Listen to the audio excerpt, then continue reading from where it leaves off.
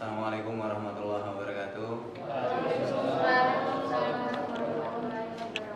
Alhamdulillahirabbil alamin wassalatu wassalamu ala asrofil anbiya'i wal mursalin wa ala alihi wasahbihi ajmain, amma ba'.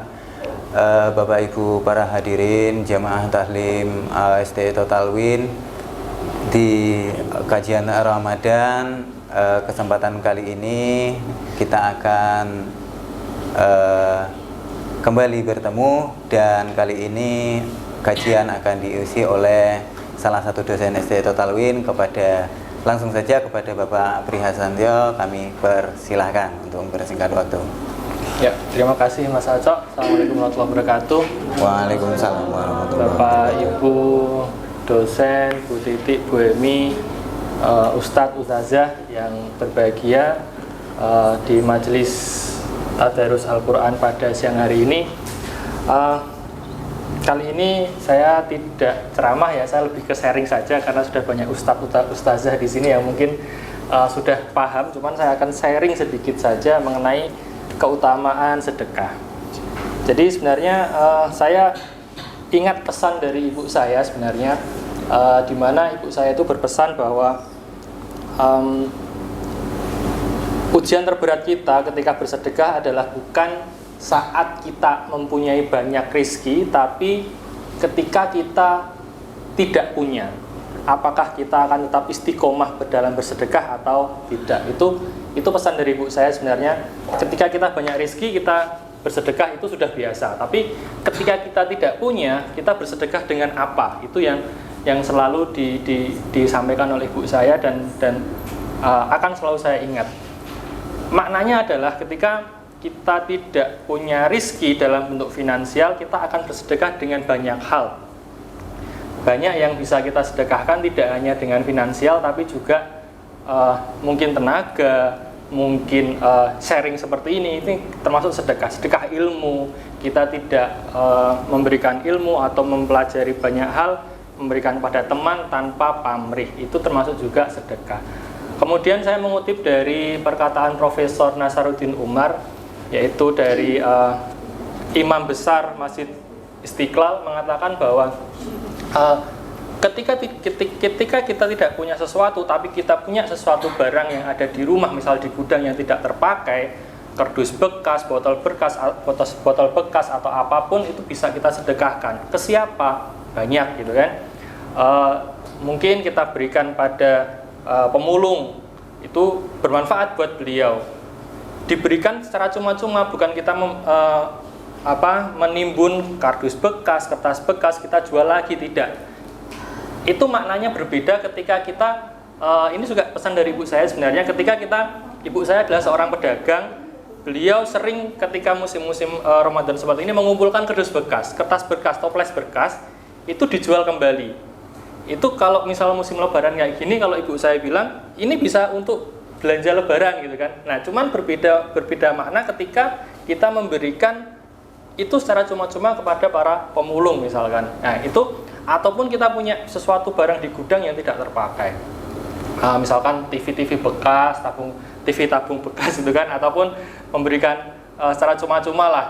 Misalkan komputer yang sudah tidak terpakai atau apa, diberikan kepada tukang rosok atau apa nih bahasa di sini, apa, tukang rosok ya, tukang rosok seperti itu. Jadi ini bagian dari sedekah ketika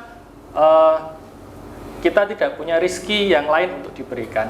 Dan satu lagi pesan dari ibu saya bahwa ketika kamu banyak sedekah pasti akan banyak ujian, tapi ujian ini lebih pada bagaimana kemampuan manusia itu. Kalau Allah bilang kemampuan manusia, ujiannya itu tidak melebihi sampai kemampuan manusia. Ya, itu yang bisa kita maknai. Kemudian saya juga lagi belajar, Bapak Ibu majelis. Saya belajar dari hal-hal kecil, misalkan anak saya sudah mulai belajar dan saya juga lagi belajar. Ketika kita bersedekah tidak hanya dalam bentuk uang, tapi seandainya saya punya barang apa, saya berikan ke siapa. Dan anak saya sudah saya ajarin seperti ini. Kak, misal kakak mau beli mainan kakak yang sudah nggak terpakai, itu berikan ke orang lain. Baru papa mau kasih mainan. Jadi biar nggak numpuk gitu loh. Selain juga biar rumah bersih gitu kan. Selain biar rumah nggak bersih, nggak berantakan, nggak terlalu banyak barang. Nah ini yang masih bisa terpakai, mainan-mainan yang sudah tidak dipakai diberikan kepada orang yang berhak, baru kakak boleh minta mainan gitu. Kalau nggak seperti itu, dia pasti beli ya, akhirnya kan numpuk juga gitu kan. Padahal anak-anak sekarang itu kalau main, saya rasa baru dipakai sehari 2 hari bosen udah dilempar gitu kan. Nah ini yang baru saya belajar dari sisi itu, dari hal yang paling kecil dari saya dan keluarga. Jadi hikmah sedekah bukan berarti ketika kita bersedekah kemudian selesai ketika rezeki kita banyak, tidak. Tapi rezeki itu juga tidak hanya dari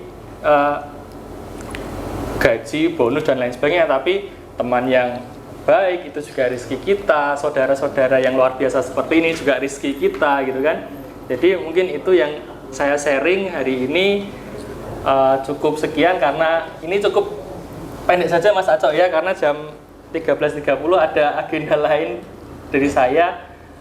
Kultumnya terima kasih. Apabila menyukai video ini silahkan like, jangan lupa share, subscribe di channelnya ST Total Win ya Mas Acok ya, ST Total Win. Kemudian jangan lupa channel saya juga, Priasanto Siswa Nugroho. Nanti kita bisa kolaps gitu Mas Ferdi.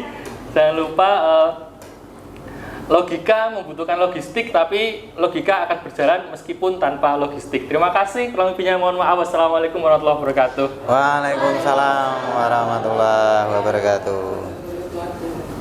Baik Bapak Ibu para hadirin, dirasa sangat bermanfaat sekali walaupun singkat yang disampaikan Pak Pri mengenai keutamaan sedekah. Nah, bagi teman-teman yang ingin mengimplementasikannya, Bapak Ibu ingin mengimplementasikan yang disampaikan Pak Pri tadi, bisa langsung bersedekah dengan cara like, subscribe, dan komen video ini. Dan dirasa bermanfaat, silahkan untuk menge-share sebanyak-banyaknya ke sanak saudara, Handan Taulani, dan sebagainya. Jangan lupa juga follow IG kami, ST Total Win Official. Begitu, dirasa kajian hari ini cukup, dan sampai bertemu di kajian selanjutnya di jam yang sama terbitnya tentunya. Begitu kurang lebih, saya mohon maaf bila ada kesalahan. Terima kasih. Wassalamualaikum warahmatullahi wabarakatuh. Waalaikumsalam.